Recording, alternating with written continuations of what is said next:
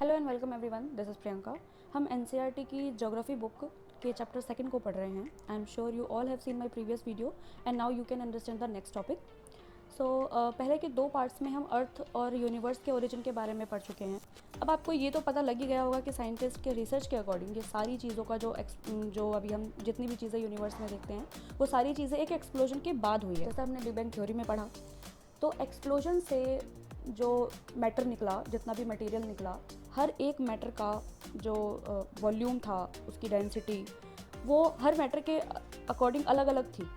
क्योंकि एक्सप्लोजन के पहले ये सब मैटर एक एटम के अंदर थे, एक जगह पे थे, इसलिए इनकी जो डेंसिटी थी, वॉल्यूम था, वो इनफाइनाइट थी। बट एक्सप्लोजन के बाद जितने भी मैटर निकले उन सब की एक अलग अलग जो डेंसिटी है वो सब अलग अलग हुई। उनका जो ग्रेविटेशनल पुल था वो अलग अलग था। क्योंकि डेंसिटी अलग अलग होगी तो ग्रेविटेशनल फोर्सेस भी डिफरेंट होंगे।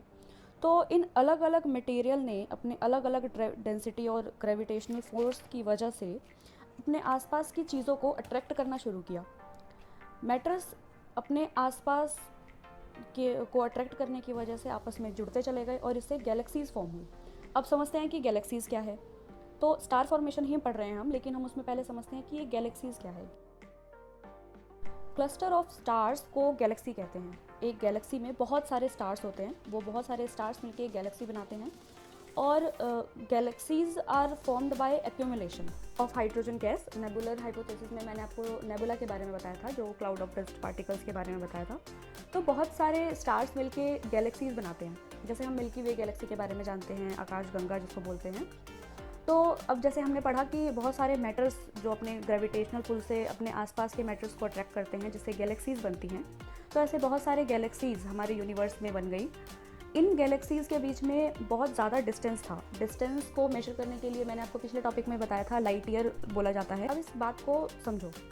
ग्रेविटेशनल पुल के कारण मैटर्स अपने आसपास के चीज़ों को अट्रैक्ट करते हैं, जिससे वो आपस में जुड़ जाते हैं। मैटर्स मतलब जिसमें डस्ट पार्टिकल्स और गैस होते हैं। गैस मतलब हीलियम, हाइड्रोजन। ये सारे डस्ट पार्टिकल और गैसेस किसी भी मैटर के ग्रेविटेशनल पुल के कारण एक साथ जब एक्यूमुलेट होते हैं तो उनमें फ्यूजन स्टार्ट हो जाता है। स्टार में गैसेस होती है। एग्जाम्पल अगर हम सन को देखें, सन भी एक स्टार है।